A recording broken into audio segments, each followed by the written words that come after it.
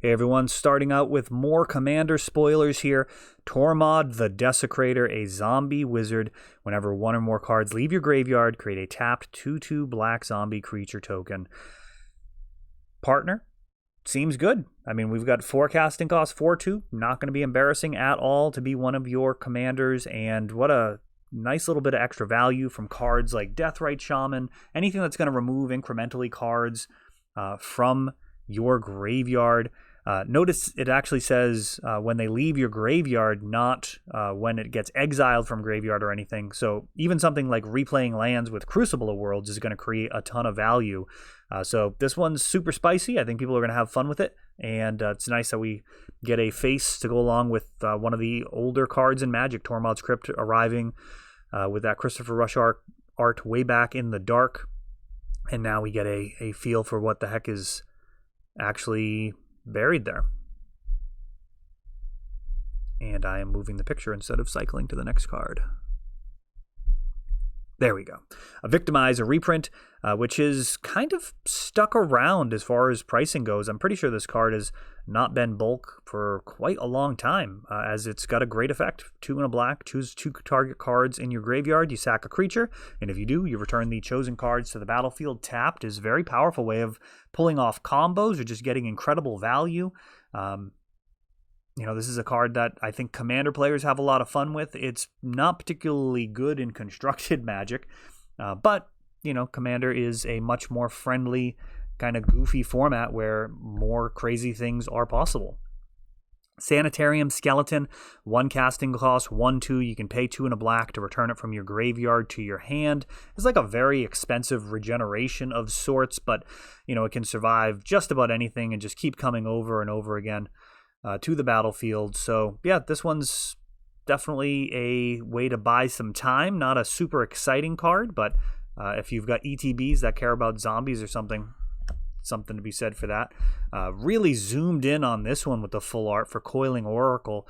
This is going to function kind of like a Signet in ways where you're going to get an extra land into the battlefield for 2 mana, but it can also draw a card, and it's great to reuse in terms of recurring this. You can get a lot of value for this inexpensive creature. Fact or Fiction, going back to EOT, FOF, YL, back in the day, that was very much the case. Now in Commander, it's an interesting card in that you're going to have an opponent choose what the piles are, which if they want to help you out, they can actually make a split of a 5/0 pile, allowing you to effectively draw 5 cards for 4 mana, which is a heck of a value. Now, you're not going to be able to Factor Fiction into other Factor Fictions, which is what made this card so brutal in constructed Magic back in the day, but there's plenty of goodies in Commander. It really is a matter of building up a big mana base and then throwing bombs at each other. Deviri, or Deverai? Yeah, maybe Deverai. Tactician. That has been, I believe, banned in 1v1 Commander. I don't think he's been banned anywhere else. I think he was just a little too much for, there was like a French list floating around a while for 1-on-1 Commander that was gaining in popularity. I actually played in an event that was using those rules, just like completely murdered everyone. It was not even remotely close. There's definitely a strong difference between like very serious tournament players and very serious Commander players. Even if they're playing CEDH, is generally on a different level. Partially because of the incentives, right? I mean, if you're playing Magic for money, traveling the country, that is a different thing than just playing with your buddies, trying to just do it as well as possible. It definitely gets a lot more serious when there's a ton of money on the line. And Devri is a pretty cutthroat commander. It's very, very solid, and it's got 3 colors, which is going to be welcome for trying to get those draftable cards into the deck. I mean, not every deck's going to be able to be 5 color, that's for sure. I don't even know if it's possible to go a full 5 colors from what we've seen. There are a bunch of partners that have 2 colors, so 4 colors is certainly possible. Akiri Lineslinger, a mythic 0/3/4/2 with first strike and vigilance, and it gets +1/+0 for each artifact you control. So potentially a solid aggressive commander. And remember, when we're talking about commander damage, it's gonna add up. It's one of the nice things about infinite life in Commander is it doesn't actually really guarantee much, because if they can still do 21 Commander damage to you, you are still gonna get got. Thought Vessel, again, zoomed in here with the expanded art for this 2 casting cost mana rock, which is generally where you want to be in Commander, if not cheaper, but I mean 2 is totally acceptable. You have no maximum hand size, and it taps for a colorless. Commander players love not having to make the decision of what to discard. Tournament players are used to it. We don't care. We look at it as a very good problem to have, but Commander players really lament discarding cards, period, making Reliquary Tower one of the more popular cards in the format. Generally, if you're discarding cards, you're probably winning anyways, but you know what? It doesn't feel good to do, so people don't want to do it. Boros Charm, again, little showcase version of sorts here, zoomed in. And these don't feel tremendously well executed most of the time. I'm not going to lie. It does feel kind of slapped together with the border. And I'm hoping that they figure out some type of way to really make these just incredible down the line. Right now, it just kind of feels a little zoomed in and a little expanded, but I'm not impressed with the way that it ties in with the border. It's a great effort, and I love that they're doing it, but I'm optimistic that they're going to be able to come up with even better ways of making this work down the line, where it'll just be absolutely breathtaking for these alternate art versions. That's my hope. I mean, I actually want to see them do like individually numbered cards. I want this to go really down the rabbit hole, make this an incredibly big collector game as well as a player game. And as long as there are cheap versions of the cards available, I don't really see, I think that's just a win all the way around. You know, if they make a Boros Charm where there's only 1,000 or 1,100 of them or 10,000 of them total individually numbered with a certain alternate version, that's still awesome, even though you can get a regular version for a couple of bucks. Swiftfoot Boots, this one took a huge hit when they reprinted it in the Commander decks in lieu of Lightning Greaves, and I'm not actually sure what the price is done. I'd have to check. I don't sell a ton of them. Lightning Greaves is generally better, but this does actually have a lot of uses when we're talking about certain types of like Boggle style decks. Hexproof and Haste for 1, definitely worth the investment a lot of the time, even though Lightning Greaves does exist. Some decks actually want both, and sometimes you actually would rather have Hexproof than Shroud. Fire Diamond, again, these diamond cycles are entering into the cycle at common, which is going to be a massive hemorrhaging of value. They were creeping up big time in price, and now we're just going to have a super cheap version, which is good because they're not even very good cards. Like, the fact that they come in tapped is so much worse.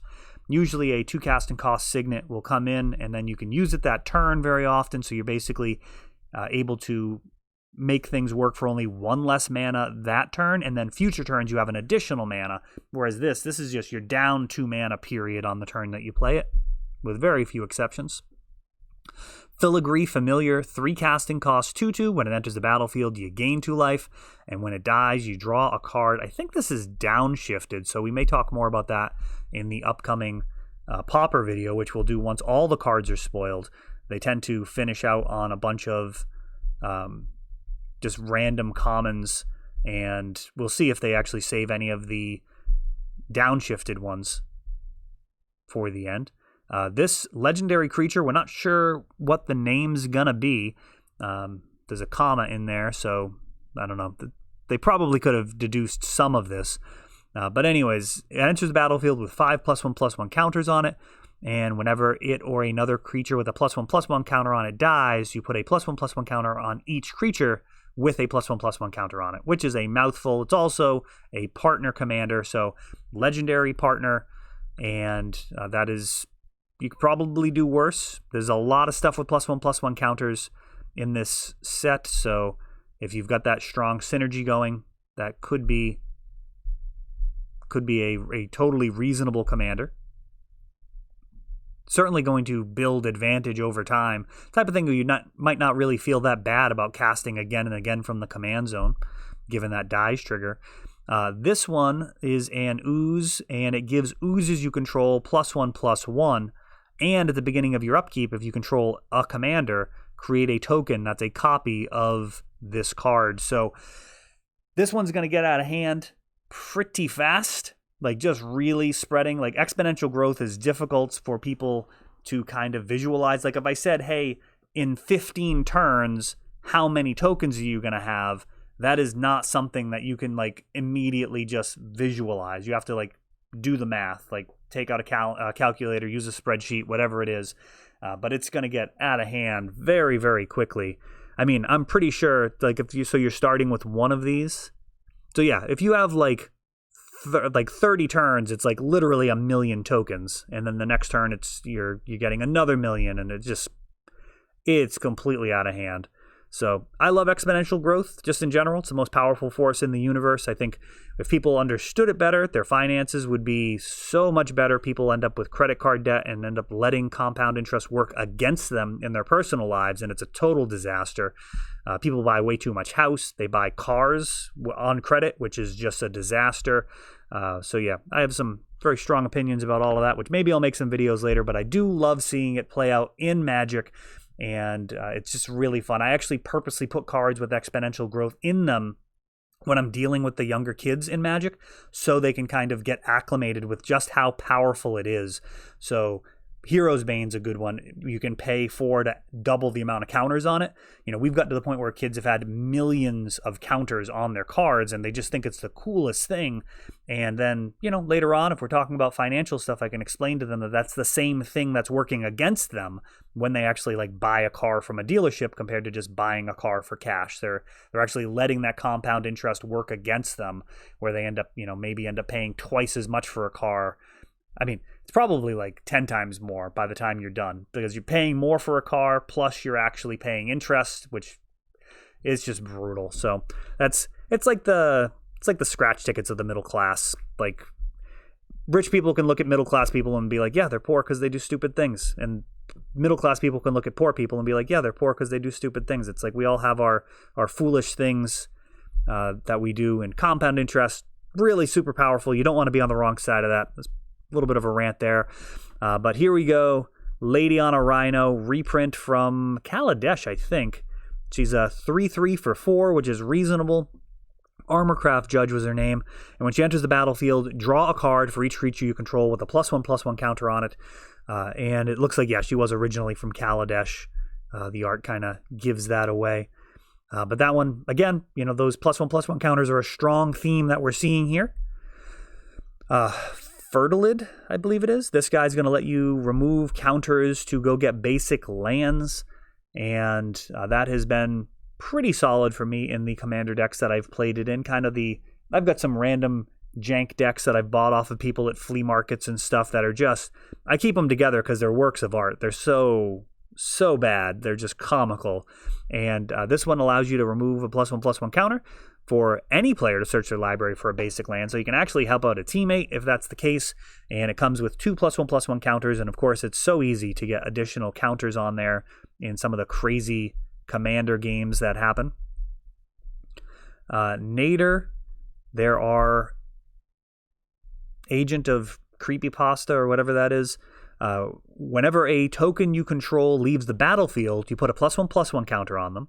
And whenever they leave the battlefield, create a number of 1/1 green elf warrior tokens equal to its power.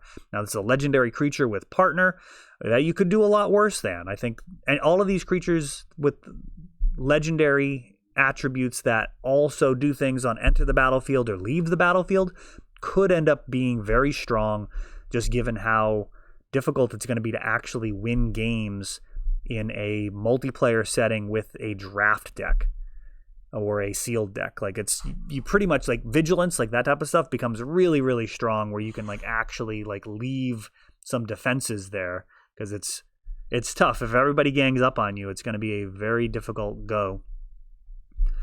This one here, some type of servant of Nadir. And whenever a token you control leaves the battlefield, each opponent loses a life and you gain a life. And that could also potentially turn into some type of way of just clearing the entire table, given the token generation that we've seen already. Noxious Dragon, I believe this one is, the 4/4 with flying, of course.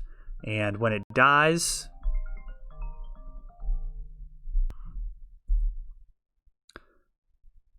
Raksa Debaser, a 6 casting cost 6/6. When it attacks, put target creature card from defending player's graveyard onto the battlefield under your control, and it has Encore, which is going to spread that out across the entire table. So that is a very powerful effect, and certainly, I mean, it's not a legendary creature, mercifully, so you're not going to get that out of the command zone, but that is a very powerful effect. And I think, if I remember correctly, I've seen some very, very good players losing to Ink Eyes, which has a similar effect.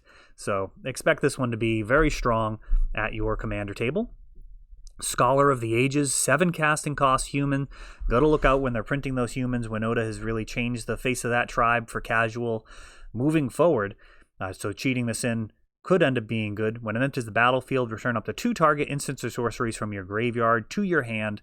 And, you know, if that's a regrowth and a time warp, that's going to be really good. Like, you're going to be able to take a whole bunch of extra turns. There's all sorts of different interactions here. And there's ways of assembling contraptions for sure. Anytime you've got an ETB like this, people are going to look to repeatedly use it, bouncing it back to hand, flickering it out. Anything like that is going to create just a huge amount of value. And I mean, thankfully it's not common. I mean, in Pauper, you could be cycling this thing in and out of play with Ephemerate or something. If that card's still legal. I think that card's still legal. I'm not sure. They might have finally banned it. People were very, very upset with the lines that card enabled. Reshape the Earth. Reshape the Earth. That seems like there's probably a name very, very similar to that already in Magic. We got a 9 casting cost. Oh, nice new Pokemon customers there. I'm sure they'll be back. Reshape the Earth here, 9 mana. Search your library for up to 10 lands. Put them into the battlefield tapped and shuffle your library. That is going to do a lot of damage with Valakut. There's so many different things you can do with this. May even end up having some type of bizarre constructed application. I mean, that's a very, very powerful effect. So if you can kind of cheat this out, a lot of these cards, you've got the full retail side of things in Commander where you're actually paying the mana for it because you've ramped up to it. But then we have constructed Magic where you're often cheating these things by casting them with Omniscience or some other mechanism by which you can do something even cheaper. So this is an interesting card, and it's a unique effect. I think people will have a lot of fun with that. Emoti, Celebrant of the Bounty, another Naga Druid. Nagas, aren't they snakes? That's unusual. Usually the snake names have like S in them, like Cicero and stuff. That's a little nitpick there. Maybe I've got that incorrectly. It's been a long day. 3 a green and a blue for a 3/1 with Cascade, and spells you cast with converted mana cost 6 or greater have Cascade. So that is pretty spicy, giving all of your bigger, beefy creatures extra value. Yeah, very, very interesting. And so if you're casting like an 8 casting cost card and then you hit a 7, then you cast the 7 and then that cascades as well. So that really plays well with the top of the curve. That'll make for some really insane commander action, and it is also a legendary creature. Falphus, Shadowcat Familiar. Some people are going to love this art. It's a nightmare cat. Commanders you control have Menace and Death Touch, and it has Partner. That's a reasonably costed card. Death Touch and Menace for 3 is not that bad. You're going to be able to get this from the command zone, and that could definitely do well in terms of attrition. Necrotic Hex. I was going to say Haze. I think Necrotic Haze might be a card. It sounds like a magic card. But Necrotic Hex, 6 and a black. Each player sacks 6 creatures, and you create 6 tapped 2/2 black zombie creature tokens. With some flavor text from Tormod there as well. Yeah, that's like a one-sided Plague Wind-ish. Like you're sacking your guys, but you're getting zombie tokens, so not quite Plague Wind caliber, but also only 7 mana, more castable. Certainly, it's going to be a welcome effect. Nightshade Harvester, 3 and a black for a 2/2. When a land enters the battlefield under your control, under an opponent's control, that player loses a life, and you put a +1/+1 counter on Nightshade Harvester. So a little less punch than Ankh of Mishra and Zozu the Punisher, kind of. Like, the -1 life loss is potentially better than damage. In some cases, life loss is actually different than damage, so there are a few instances where that'll be actually beneficial. But also, this creature is going to grow and potentially make up for that loss of damage, especially in a 1v1 situation. Now, at 4 mana, I don't expect this to be super impressive, but I actually really like the art. I think it's really kind of a motif. It's a little played out. I personally love it, kind of having the moon in the background like that. But I like it. I enjoy this. And I'm not familiar with that artist name. That is, have to keep an eye out for more from this artist. And back to Tormod the Desecrator. So that is it for Monday's spoilers. We'll keep on this right through spoiler season. Also going to do a Pauper set review at the end. Let me know if there's any other type of analysis you are looking for out of this set. Haven't really talked about the financial side. If that's something you're interested in, certainly have some thoughts on that as well. So thanks for watching.